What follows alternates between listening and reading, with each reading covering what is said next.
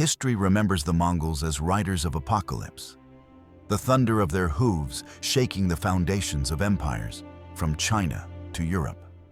Yet before they became conquerors, they were seen as little more than scattered nomads, poor, divided, and destined for obscurity. To the scholars of Baghdad, Constantinople, or Beijing in the 12th century, the steppe tribes were barbarians on the fringes of the civilized world, too small and disorganized to pose any real threat. And still, within a single lifetime, they would forge the largest contiguous empire ever known, one that redrew the map of Eurasia and reshaped the destiny of nations. To understand this transformation, we must first look to the land itself. The Mongolian plateau was no ordinary homeland. It was a vast crucible of wind and sky, where temperatures swung from searing heat to killing cold, where survival meant endurance, unity, and skill on horseback. From this harsh environment emerged a people uniquely trained for mobility and resilience. Children learned to ride before they could read. Warriors mastered the bow before they could wield a plow. In their world, wealth was counted in herds, honor in loyalty, and survival in the strength of kinship. This is the story of how a world forgotten by empires gave birth to one of the greatest empires the world has ever known. If one were to stand upon the Mongolian steppe in the 12th century, the scene would appear deceptively simple. An endless sea of grass, bending beneath the wind, stretching to horizons that seemed to dissolve into eternity. To the untrained eye, this land was barren, hostile, almost lifeless. Yet it was here, in this harsh crucible of ice and fire, that a people were being tempered, people who would one day burst forth upon the world like a storm no civilization had foreseen.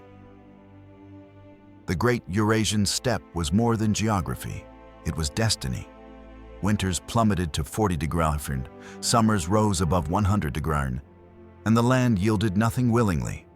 The soil refused crops, the sky withheld rain, and life itself clung only to the hardiest grasses. From these grasses came herds, and from herds came survival. Here wealth was not in land or palaces, but in horses, sheep, camels, and cattle. The family's tent, its gur or yurt, stood not as a home in the rooted sense, but as a vessel always ready to be lifted, folded, and carried to fresher pastures. Every child of the steppe grew not only into life, but into motion. They learned to ride before they could walk. Their lullabies were the rhythm of hooves, their toys the bow and arrow. By the age of 5, a boy could fire arrows at full gallop, striking targets with uncanny precision. These were not luxuries of sport, but necessities of survival. For life on the steppe was an unending contest with nature and with neighbors. The political map of Mongolia in those centuries was less a map than a shifting mosaic of clans and tribes. The Tatars in the east, the Merkits in the north, the Naimans to the west, and the Karayids across the center. Alliances and rivalries formed a web of blood and betrayal, constantly rewoven by marriage, raid, and vengeance. No Khan ruled them all. Authority lived and died with the strength of the moment. Raids between tribes were as common as the seasons, often ritualistic, tests of courage and honor rather than campaigns of conquest. To steal horses, to seize women, to defend pasture. These were the eternal rhythms of steppe life. Yet in this seeming chaos lay order of a subtler kind. Each clan followed ancient migratory routes, moving with precision across hundreds of miles to secure water and grass. These journeys, choreographed by the wisdom of generations, required discipline and leadership as refined as any royal court. In moving flocks, they rehearsed for moving armies. In protecting herds, they trained for protecting empires. The steppe was already a school of war. Spiritually, the Mongols were bound by the vast sky above them. Tengri, the eternal blue heaven, watched all. Every mountain, river, and stone harbored a spirit. Shamans whispered to unseen powers, casting charms for victory or protection. The people lived in awe of the sky, its storms and silences, its cruelty and mercy. In this reverence lay a belief that destiny was not written in palaces or scrolls, but in the eternal expanse above their heads. To the civilizations beyond, these riders seemed but shadows on the edge of maps. Chinese dynasties considered them barbarians, useful as mercenaries, troublesome as raiders, but never worthy of fear. To the Islamic world, they were distant and irrelevant. To Europe, they were invisible. The chroniclers of Baghdad, Constantinople, and Paris spoke of Turks, Persians, and Crusaders, but not of these scattered clans. The steppe was assumed to be forever mute, its people condemned to endless cycles of violence and obscurity. And yet, as history would soon prove, obscurity is often the mask of destiny. From these humble tents, from these endless migrations, from these rivalries and raids, there would rise a figure to whom all Khans would bend, the one who would bind the fractious clans into a single fist, and with that fist strike half the world. The grasslands had prepared their children well. The storm was only waiting for the wind to shift. Centuries later, filmmakers would seek to capture this transformation, with sweeping shots of endless horizons and thundering cavalry charges. Gamers would reenact it on glowing screens, commanding steppe horsemen in simulated battles.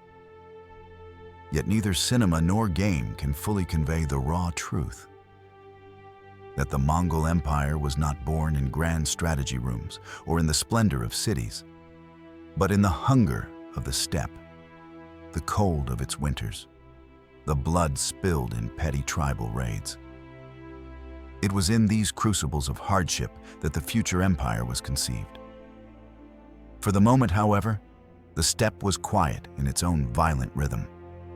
Tribes warred, shamans prayed, horses grazed, and children grew into riders. The world beyond remained unaware, confident in its walls and armies, blind to the horizon where storm clouds gathered. History's greatest empire to be was still unborn, waiting in the womb of the grasslands. The silence before the thunder, the breath before the roar. The storm was coming. In the year 1162, somewhere along the banks of the Onon River, a boy was born beneath the vast Mongolian sky. His mother, Hoelun, named him Temujin, after a captured Tatar warrior his father had defeated.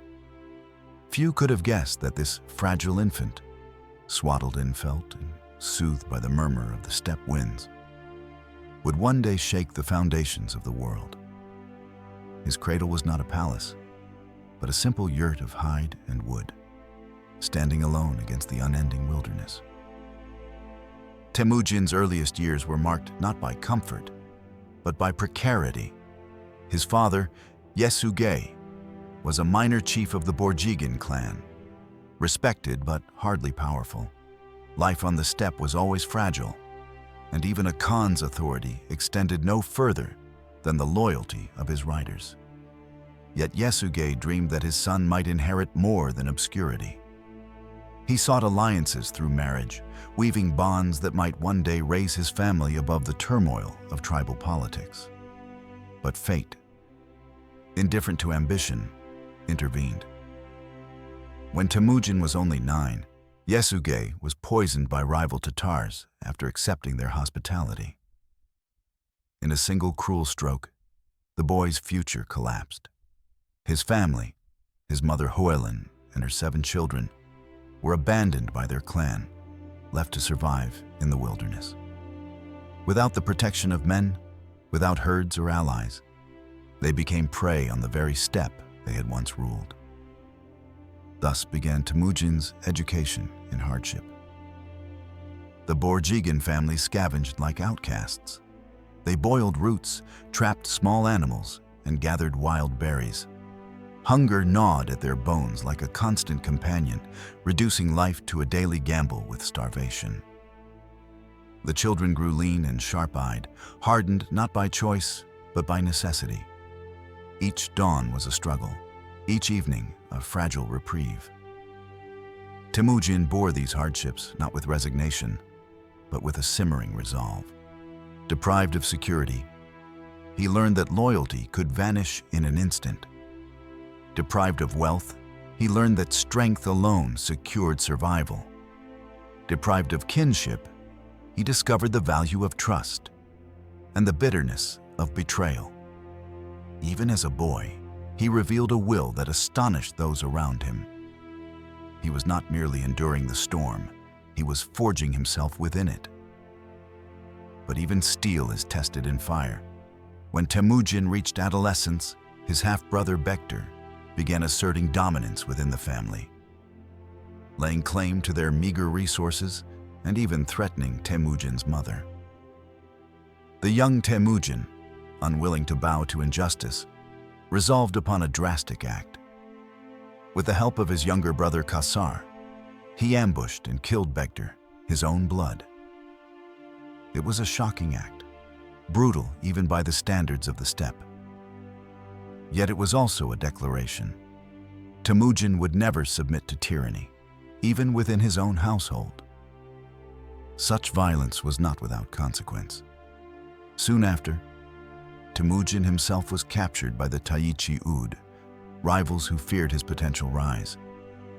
They bound him in a wooden kangwe, a heavy yoke designed to break the spirit.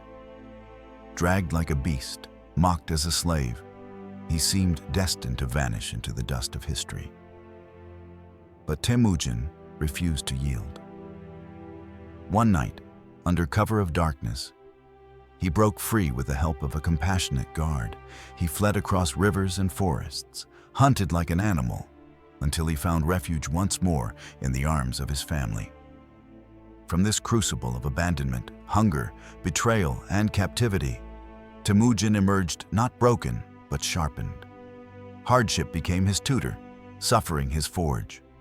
Where others might have grown bitter or resigned, he grew disciplined. He learned to recognize men of worth, to reward loyalty, and to crush betrayal with ruthless precision. Already, he was assembling the qualities that would make him not merely a survivor of the steppe, but its master. The boy who had boiled roots for supper would one day feast in palaces seized from emperors. The boy who had been chained in a kenge would one day place kings in chains. The steppe, indifferent yet merciless, had given him nothing freely, but in denying him comfort, it had given him greatness. Centuries later, filmmakers would linger on such moments. The lonely child by the river, staring at the horizon with hollow eyes, the desperate family gnawing on roots while wolves howled outside the yurt.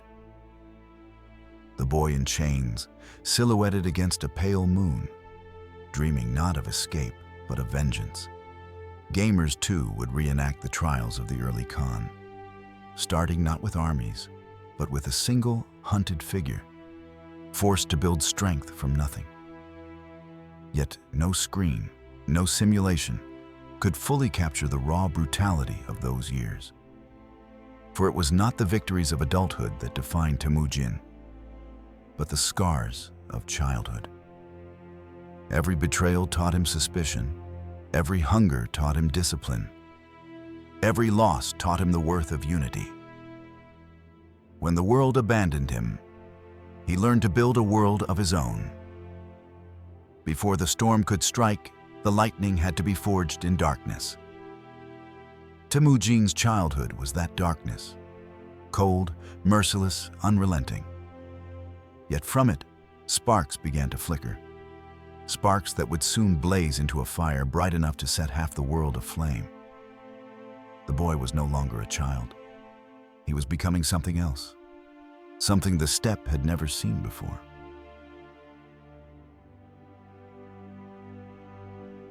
The steppe had always been a cauldron of chaos. Tribes clashing, alliances shifting like sand under the wind, power never resting in one hand for long. To become Khan of all the Mongols was less a dream than a madness. No man in memory had bound the steppe into a single fist. Yet Temujin, hardened by hunger and betrayal, conceived a vision unlike any other. Where others ruled by birthright, he would rule by merit. Where other chieftains clung to their kin, he would weave a new order, binding men to him not by blood, but by loyalty earned and proven. It was a radical thought, almost blasphemous. Among the Mongols, lineage was everything. Clans rose and fell by the weight of their ancestors' bones. But Temujin, who had seen his own clan abandon him, trusted blood no longer. He trusted only steel, steel of character, steel of will, steel of courage in battle. A humble shepherd who fought bravely could rise higher under Temujin than a prince of the Borjigin who faltered. Men who had tasted humiliation under other lords found in him a chance at redemption. Slowly, his vision began to draw the disillusioned to his banner. Yet vision alone could not shield him from enemies. The Tatars, who had poisoned his father, still loomed like wolves across the horizon. The Merkit, whom Temujin had humiliated in his youth by reclaiming Berte, his stolen wife, burned with vengeance. Against these mighty clans, Temujin's following seemed a fragile reed. Many believed he would be crushed before his dream had even taken shape. And indeed, in those years, the young leader knew defeat as often as victory. Raids fell upon his camp, allies deserted him, and for every fire lit in triumph, another was extinguished in sorrow. But Temujin possessed a weapon deadlier than the bow: discipline. Where other chiefs saw war as plunder, he saw it as craft. He began to organize his warriors into units, not by family ties, but by tens, hundreds, and thousands. Each man responsible to his superior, each bound by oath rather than blood. It was as if he were reshaping the steppe into an army of iron. Later ages would compare it to the Order of Rome. But on the plains of Mongolia, it was unprecedented. From these experiments came his first great triumph. Facing the Tatars, Temujin's smaller host fought with cohesion unknown to the chaotic hordes of his enemies. His warriors advanced like a tide, each unit moving as if guided by a single mind. The Tatars, fragmented and overconfident, were broken. For the first time, Temujin's name carried the weight of victory, and whispers spread. Perhaps he truly was Khan, chosen not by ancestry, but by heaven itself. The victory brought not only prestige, but also plunder. Horses, yurts, and weapons flowed into his camp, swelling his numbers. Old enemies sought truce, while ambitious youths abandoned their father's banners to join his. For a fleeting moment, it seemed the dream was within reach. Yet the price of war is always blood. Temujin knew betrayal like an old companion, and it visited him again. Allies who had sworn fealty deserted him at the scent of weakness. The Merkit returned with fire and vengeance, forcing him into desperate struggles. In one campaign, loyal comrades fell. Men who had bound their lives to him, men whose loyalty could not be replaced. The joy of triumph was pierced by the grief of absence. A Khan might rise through vision and discipline, but he was still human, still bound to mourn his dead. The steppe teaches harsh lessons, and Temujin absorbed them all. He learned that victory demanded ruthlessness, but also that mercy, when wisely given, could turn foes into friends. He rewarded the faithful with shares of plunder, honored bravery regardless of birth, and punished treachery with merciless swiftness. Slowly, he was not merely leading an army. He was building a nation out of fragments. In later centuries, gamers would recognize in his reforms the logic of total war, beginning with scattered units of tribesmen, forging them into disciplined cohorts of tens, hundreds, and thousands, until what had once been a rabble became a war machine. But in reality, the stakes were not digital empires. They were life, death, and the survival of a vision against the storm of centuries. For Temujin, every dawn brought a new test, every dusk a new scar. But with each cycle of triumph and loss, his stature grew. He was no longer merely Temujin, the orphaned boy with a dream. He was becoming a Khan, not yet of all the Mongols, but of enough to make the world tremble. The tribes did not know it yet, but the storm was gathering. The wolf was learning not only to survive, but to lead the pack. Every empire begins not with walls or weapons, but with law. Temujin, now acclaimed by many as Khan, saw more clearly than any steppe chieftain before him that conquest without order was a flame that burned itself out. Raids could enrich a tribe, but only rules could bind men of different clans into one people. Out of the crucible of endless warfare, he began to forge not merely an army, but a civilization. At the heart of his creation was the Yasa, a code whispered to have descended from the eternal blue sky, though in truth it was Temujin's own genius given form. Its principles were stark and simple: loyalty above blood, discipline above chaos, merit above privilege. A man would not lead because he was born noble. He would lead because he had proven worthy.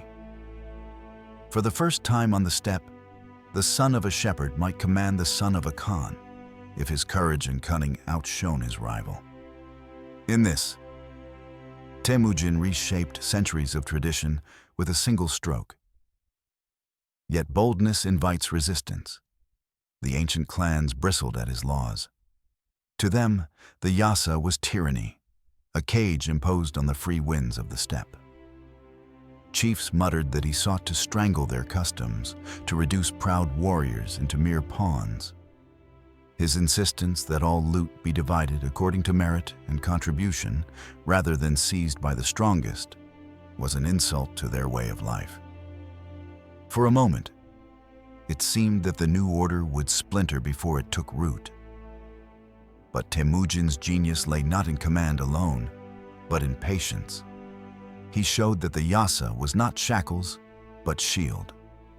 Under its rules, women were protected from abduction, theft was punished swiftly, oaths were sacred. In a land where betrayal had been as common as sunrise, the promise of stability began to shine. Those who had once suffered under the lawless chaos of raids now found dignity in belonging to something larger than clan or kin. Slowly, resistance gave way to grudging acceptance, and acceptance hardened into loyalty. To enforce his vision, Temujin deepened the organization of his army. The decimal system of tens, hundreds, and thousands was more than military structure. It was a social revolution. Families were broken and reassigned. Bonds of blood severed in favor of bonds of brotherhood. In every band of 10, men from rival clans were bound together, compelled to eat, ride, and fight side by side. Where once blood divided, now loyalty united. It was a brutal surgery upon the body of the steppe, but it gave birth to something stronger than any tribe had ever imagined. From this crucible came a new spirit. Men who once called themselves Tatars, Merkit, or Naiman began to call themselves simply Mongol. Their pride shifted from ancestry to allegiance, from clan to Khan. It was as if Temujin had plucked threads from 1,000 torn garments and woven them into a single cloth, coarse but unbreakable.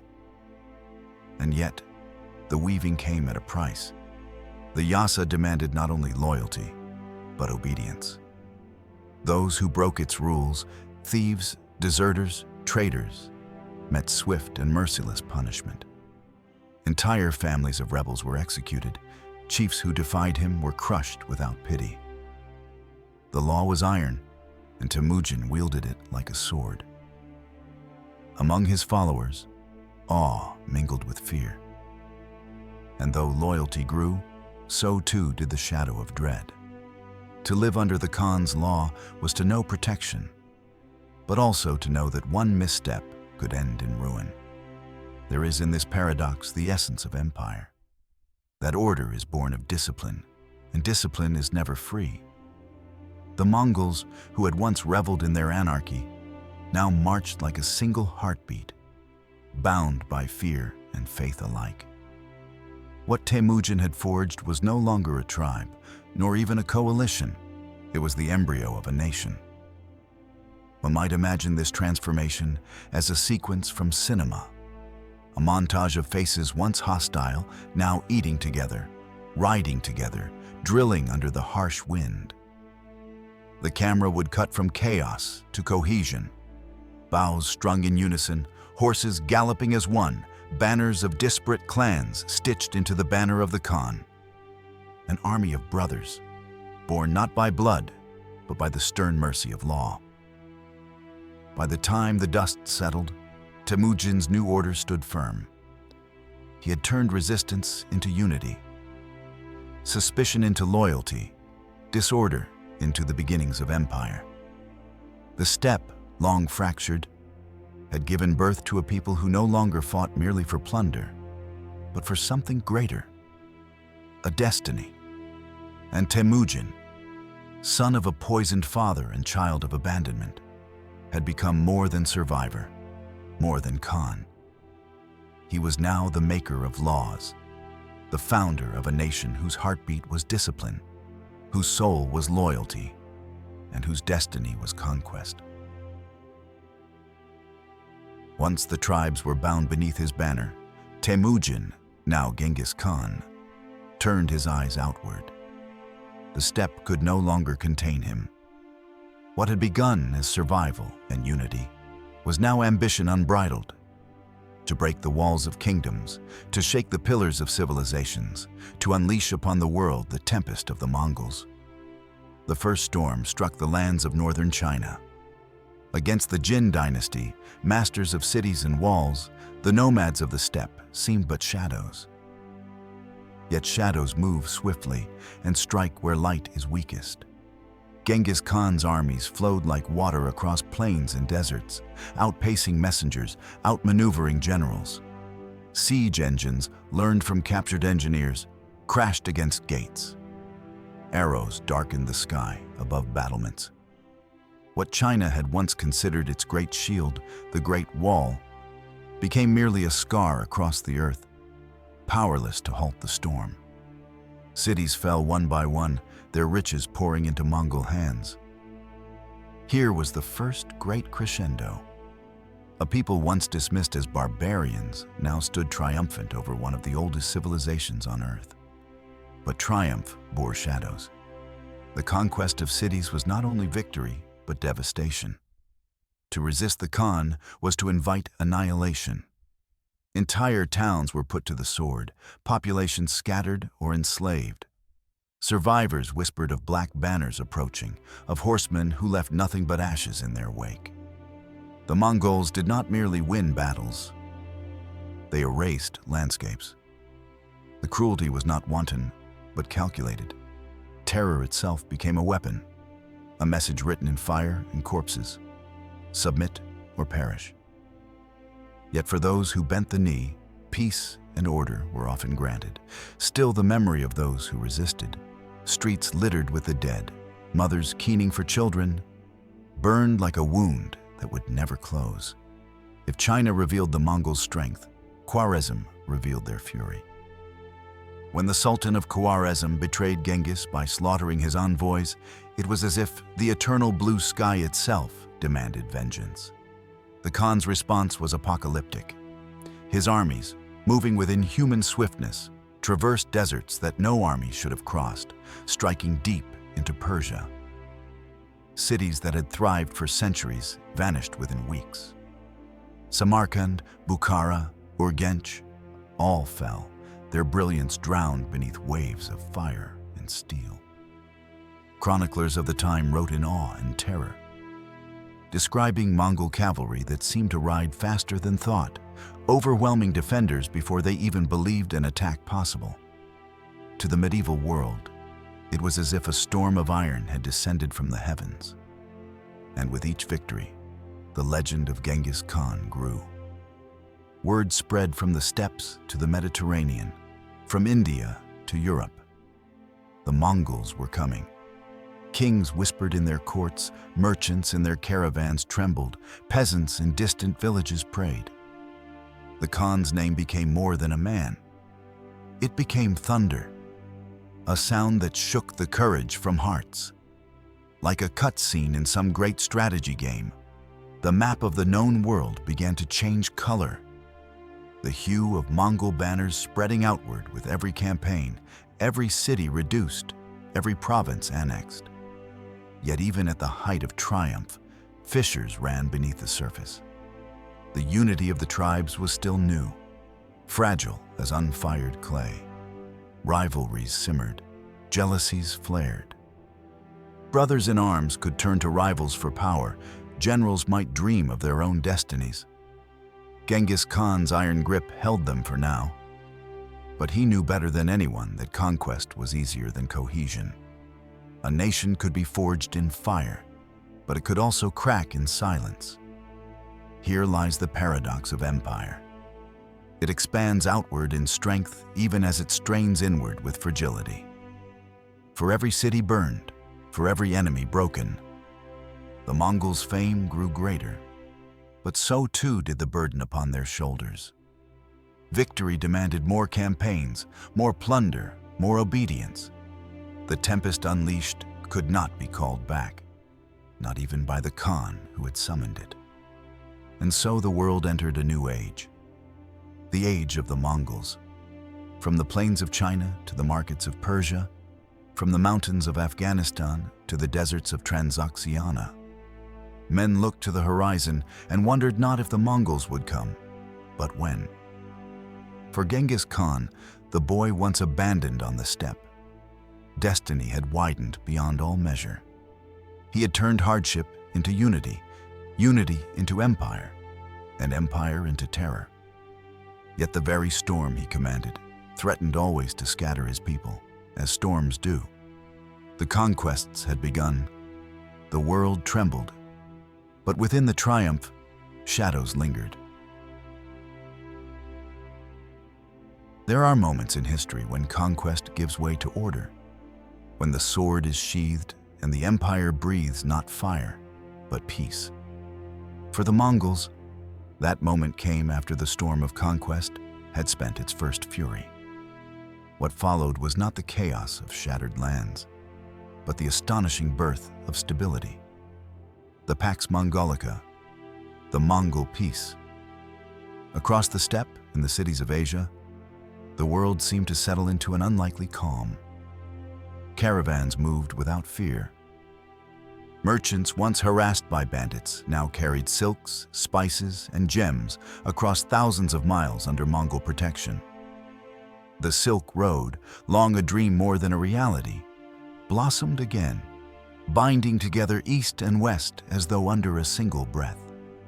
From the yellow markets of Hangzhou to the bazaars of Samarkand, from the caravanserais of Persia to the ports of the Black Sea, goods flowed as freely as the rivers of spring. For the first time in centuries, one could travel from China to the Mediterranean without facing endless tolls, robber lords, or warring kingdoms. In that fleeting span of decades, the Mongol Empire was not merely an engine of destruction, but a bridge across civilizations. Yet this peace was delicate, fragile as a reed in the wind. It was not born of mutual trust, but of fear, not rooted in shared law, but in the iron will of a central authority. The Khan's horsemen, once the terror of cities, now served as guardians of trade routes. But the moment that grip weakened, the peace trembled. The roads were safe only so long as the Eternal Sky's chosen family remained united, only so long as rivals within the empire bowed to the great Khan. Everyone knew, merchants, princes, priests, that this golden silence could fracture at any moment. Still, while it endured, it glittered. The Mongols built a system of relay stations, yam as they called them, stretching across the vastness of Eurasia. At each station, fresh horses and supplies awaited imperial messengers, who could cover in days what once required months. It was as though the empire had woven its own nervous system, connecting China, Persia, and Russia in a living web of speed. Alongside it, knowledge and ideas traveled too. Medicine from the Islamic world, papermaking from China, astronomy from the steppes, and the whispers of European traders who now spoke of Cathay with wonder. Cultures did not merely clash. They conversed. The Mongol Empire, brutal in birth, became for a time the most open highway of human exchange the world had ever seen. But fissures soon appeared, small at first, then widening with each generation. For empires built on conquest must eventually face the question, who rules when the conqueror is gone? Genghis Khan's sons and grandsons inherited a world too vast for easy unity. Rival Khanates emerged. The Golden Horde in the west, the Ilkhanate in Persia, the Chagatai Khanate in Central Asia, the Yuan dynasty in China. Though they shared blood and memory, they did not always share loyalty. Pride and ambition tugged at the seams of empire. The roads that once carried peace began also to carry rumors of rebellion, whispers of power seized and contested. What had been one great flame threatened to splinter into scattered sparks. Yet even in its fragility, the Pax Mongolica left a mark no sword could erase. For the brief span of its flourishing, the world glimpsed a unity beyond nations, a commerce beyond borders. Europe tasted the spices of Asia, Asia heard the bells of Venice, and travelers like Marco Polo crossed the breadth of the earth as if the continents were neighbors.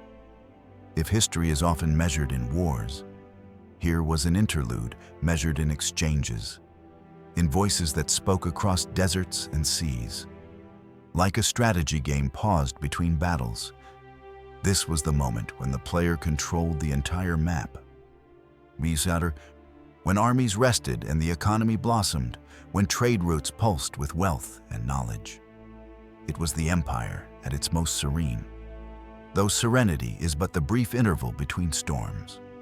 For the Mongols, the roads they built were not merely paths of commerce, but of destiny. Through them flowed not only goods, but ideas, not only wealth, but contagions, not only alliances, but rivalries. The empire of roads bound the world closer than ever before, yet also prepared it for upheavals yet to come. The Pax Mongolica was both promise and omen, a calm that carried within it the seeds of its own undoing. The thunder of hooves rolled westward, carrying with it a storm that Europe had never known. To the Germans, Poles, and Hungarians, the Mongols seemed less an army than a calamity, an apocalypse mounted on horseback. In the spring of 1241, the Khans turned their gaze upon the heart of Europe, and the earth trembled beneath their advance. At Liegnitz in Silesia, the flower of German and Polish chivalry gathered to resist. Knights clad in steel, banners bright with crosses, believed their discipline and courage could withstand the Asiatic tempest. But when the battle began, the Mongols fought as though they were shadows of the wind. They feigned retreat, luring their foes into pursuit. Then, with sudden swiftness, they encircled them. Arrows rained like a storm of iron hail, piercing armor, felling horses, and breaking ranks. By day's end, the field was a charnel ground, and Duke Henry the Pious lay among the dead. The victors raised 9 sacks filled with severed ears, a grim tally to show their Khan. Even more dreadful was the clash at Mohi in Hungary. There, King Bela IV led a host that filled the plains, confident in numbers. Yet the Mongols struck with the precision of artisans at war, crossing rivers by night, driving cattle before them to mask their movements. They fell upon the Hungarian camp with a fury beyond imagining. Panic spread like wildfire. Men trampled their own comrades in the crush of retreat. When dawn broke, the kingdom was broken with them. The Hungarian plain became a vast grave, its silence broken only by the crackling of fires and the cries of widows. Europe reeled. No army seemed capable of halting these riders from the steppe. From Vienna to Paris, from Venice to Rome, men whispered of the Tartars, horsemen of hell, scourge sent by God to punish Christendom. Churches rang their bells in desperate prayer, and monks copied prophecies of doom. To many, it seemed that the end of the world had arrived not with trumpets, but with hoofbeats. And then, suddenly, the tempest ceased. Even as Europe braced for annihilation, the Mongol hosts turned back. Word had come from Karakorum. The great Khan Ogadai was dead. By custom, the princes of the blood were bound to return, to choose his successor. So, as swiftly as they had appeared, the riders vanished into the east, leaving only ashes in their wake. What had seemed unstoppable dissolved into silence. Yet in that silence, fear endured. The Mongols did not merely win battles, they carved themselves into the imagination of Europe. For generations, the tale of invincible horsemen haunted the continent, retold by minstrels, chroniclers, and kings alike. In their absence, they grew larger still, becoming not just conquerors, but legend. Europe lived with the memory of what might have been, with the vision of a continent trampled beneath hooves, with the shuddering thought that salvation had come not from strength, but from the accident of a Khan's death. The opportunity was lost forever. Never again would the Mongols stand so near to the heart of Europe. Never again would they hold in their grasp the chance to redraw the map of Christendom. The window of conquest closed, and with it closed a chapter of history that might have remade the West entirely. The knights of Europe, spared not by their own arms, but by fate, returned to their castles, their prayers more fervent, their pride more uncertain. It was, in truth, a scene fit for the climax of a Hollywood epic. The invincible horde poised to shatter civilization, the cliffhanger of imminent doom, only to turn suddenly and vanish into the horizon. The curtain fell, leaving Europe trembling, relieved yet haunted. The Mongols had touched its gates, and for centuries afterward, the echo of their hoofbeats lingered like a warning in the night. At its zenith, the Mongol dominion seemed limitless. A single empire stretching unbroken from the shores of the Yellow Sea to the forests of Rus, from the Persian plateau to the steppes of Hungary. No realm in history had ever commanded so vast a horizon. To stand upon the Silk Road in those days was to see the world bound by one will, to feel that an age of unity had dawned. The banners of the great Khan waved across continents. Merchants, priests, and envoys moved with a freedom unknown in any earlier age. It was, for a moment, as if the earth itself had yielded to a single rider. Yet the higher the summit, the sharper the winds of division. Beneath the triumph, fissures grew. The brothers and grandsons of Genghis Khan, bound by blood yet divided by ambition, eyed the throne of empire with jealous suspicion. What one had conquered, another feared to lose. And so, even while the Mongol name inspired terror abroad, within the court of Karakoram, the seeds of discord were sown. The great Khan's death had left not only a vacant throne, but also a fractured heart. Still, fragments of greatness endured. The Yuan dynasty in China, under Kublai Khan, stood as a colossus, ruling the Middle Kingdom with majesty and might. To the north and west, the Golden Horde raised its tents upon the Volga, keeping Rus beneath the weight of tribute and fear. In Persia, the Ilkhanate fostered strange marriages of East and West, where Mongol rulers adopted Islam and Persian scholars flourished under their shadow. Even in Central Asia, the Chagatai Khanate preserved the pulse of the old steppe spirit. Each Khanate, though no longer obedient to one will, carried a portion of the empire's flame. But with division came weakness. Rivalry gnawed at the bones of unity. Yuan emperors fought against rebellious princes. The Golden Horde clashed with the Ilkhanate. Chagatai realms seethed with jealous feuds.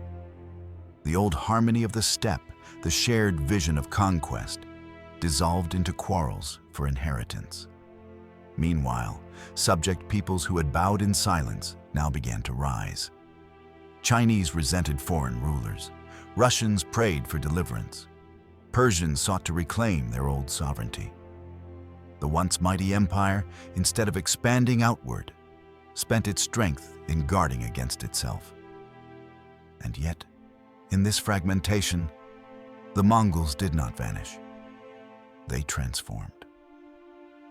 Their khanates became laboratories of cultural exchange, their capitals crossroads where Persians debated with Uyghurs, Armenians bargained with Chinese, and Venetian merchants broke bread with Mongol generals. What had begun as a single storm upon the world ended as four distinct currents, each carving its own valley through history. It was, one might say, like a campaign in a great strategy game. Once, all the map had borne a single color. Now, it was divided into four factions. Each faction still commanded strength, each had its armies and resources, but no longer did they share one destiny. Their banners fluttered not toward a common horizon, but against one another, and in that rivalry lay the beginning of decline. The empire of the steppes had touched the sky, but even the sky is too wide to be held forever in one grasp. From the ashes of unity arose the kingdoms of division, and though they burned brightly for a time, they were destined to fade, each in its own hour. The Mongol world, once whole, had fractured, yet its echoes would resound for centuries to come. There was a moment, fleeting yet unforgettable, when it seemed the Mongol tempest would never end. The thunder of hooves carried not only across Asia, but into the heart of the Islamic world. Syria trembled. Baghdad, once the radiant jewel of the Abbasid Caliphate, fell beneath their relentless fury.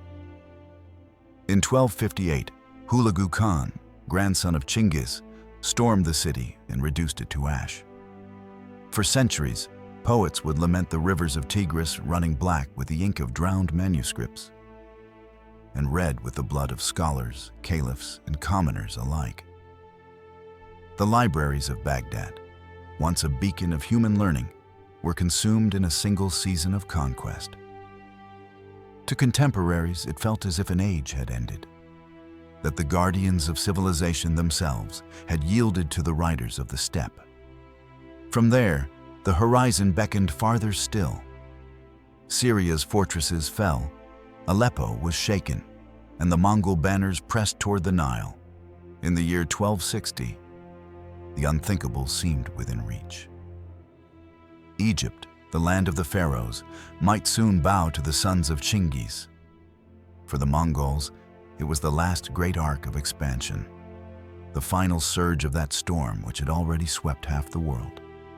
But history, ever the master of irony, placed a wall of men where no fortress could stand.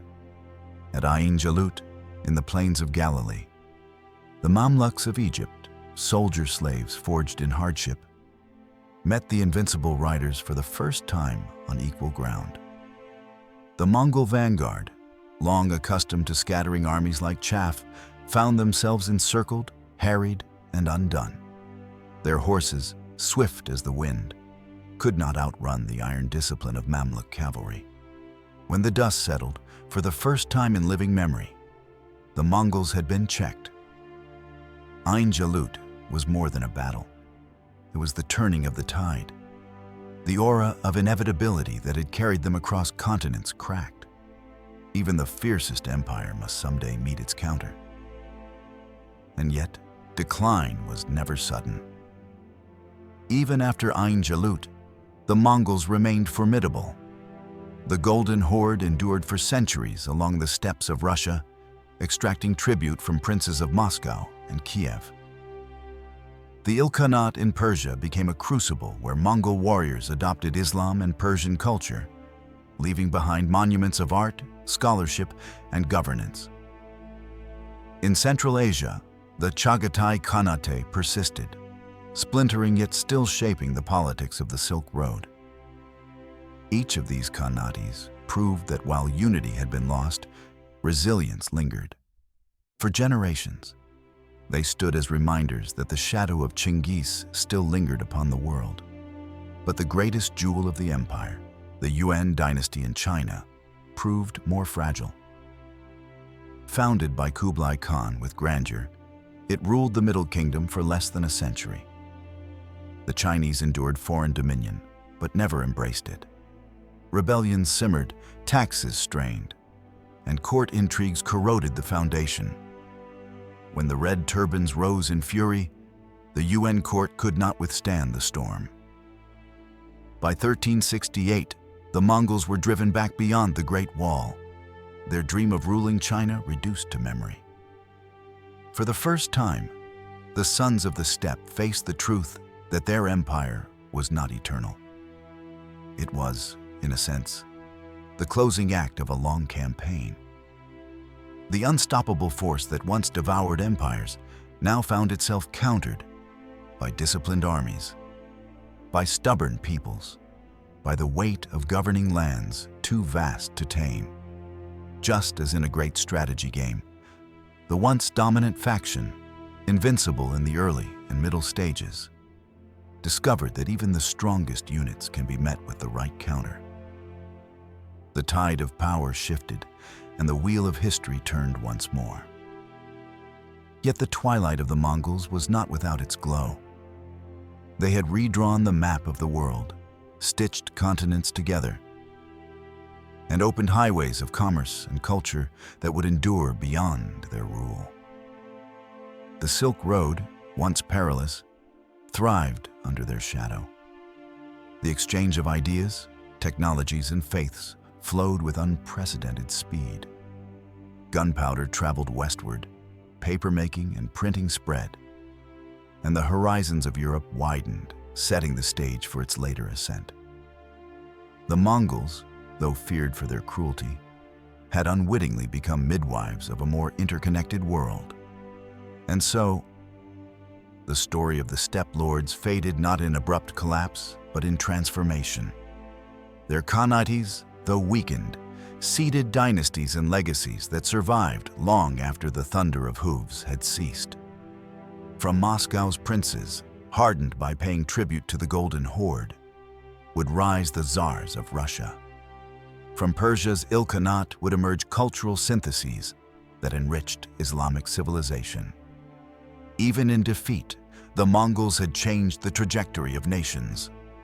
Twilight is never only darkness. It is the mingling of shadow and light, of endings and beginnings. The steppe lords who once seemed eternal had been humbled, yet their legacy echoed in every caravan that crossed Eurasia, in every city that bore the scars of their passing, in every empire that rose upon the foundations they had shaken. The storm had spent itself, but the world it left behind was forever altered. History remembers conquerors with both awe and dread. The Mongols, children of the eternal steppe, embody this dual memory more vividly than most. They arrived like a storm, and though the storm itself has long since passed, its echoes continue to reverberate across continents. Their empire fractured, their connotes faded, yet the world they reshaped remained forever altered. In the story of civilization, the Mongols were not merely destroyers. They were also unwitting architects of a new, more connected world. The most enduring triumph of the Mongols was not the burning of cities, but the weaving together of worlds.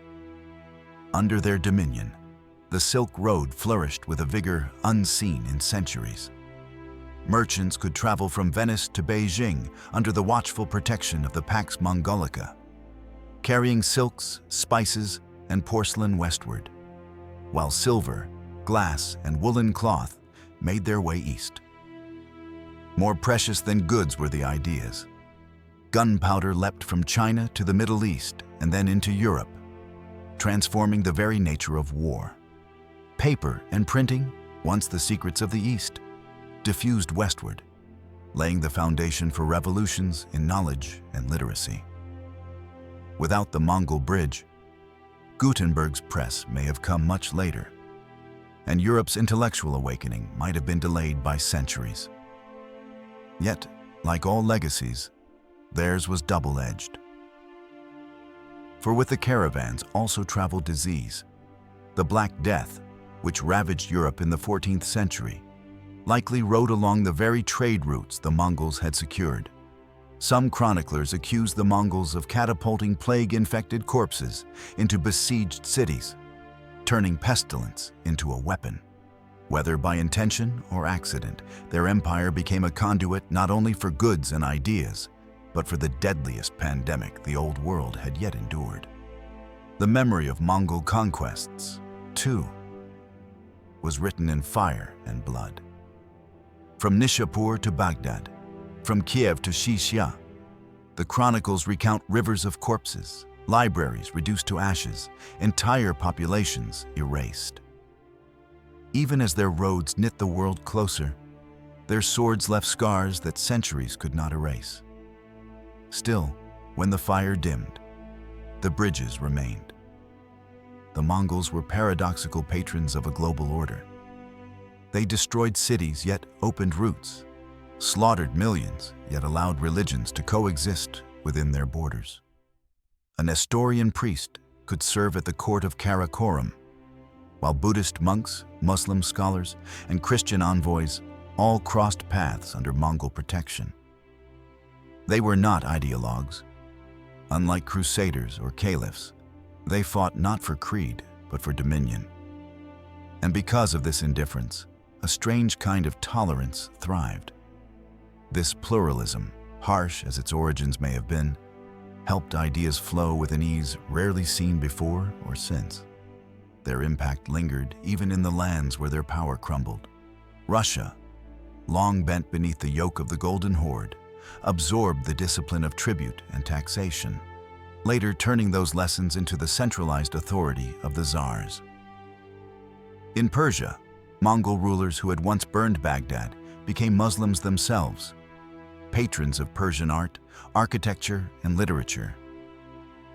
In China, the Yuan dynasty fell, but not before introducing administrative innovations and drawing the Middle Kingdom more closely into the web of global exchange. And in Europe, where the Mongol threat had once terrified kings, their distant presence stirred curiosity, inspiring travelers like Marco Polo to cross the continents and return with tales that fired the imagination of explorers to come. If the sword was their terror, the bridge was their gift. By spanning Eurasia, the Mongols laid a foundation for the modern world economy. Long before caravels crossed the Atlantic, caravans crossed the steppe. Long before global empires arose from the west, the east and west were bound by Mongol riders. Their empire was short-lived, but the networks they opened endured, and in those networks lay the seeds of globalization. And so the steppe lords left behind a paradoxical heritage. Their name evokes both the massacre of Baghdad and the flourishing of the Silk Road, both the fall of empires and the rise of global exchange. To some, they were destroyers. To others, unwitting midwives of a new age. Perhaps both are true. History, after all, is never one voice, but a chorus of contradictions. In the end, the empire vanished. But the steppe was not silenced. Its riders had thundered across the world, and though their reign was brief, the dust of their hooves still lingers in the bloodstream of modern civilization. The thrones they built were broken. The banners they raised long since faded, but the highways they carved across continents remain. Twilight had claimed the empire, yet dawn had been gifted to the world.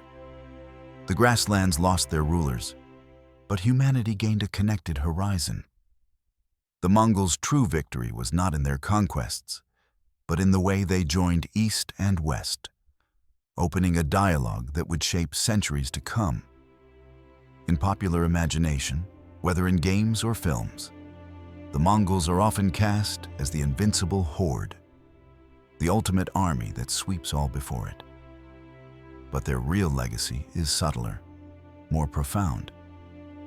It is not measured in battles won or cities burned, but in the bridges they built across civilizations. Conquest was their moment. Connection was their immortality. The Mongol Empire has long vanished into the dust of history, yet its echoes still shape the world we live in. If you share the same passion for exploring the rise and fall of civilizations, join us on this journey. Hit subscribe and become part of Legends of Empires. For history is never just the past. It is the mirror of our present and the compass of our future.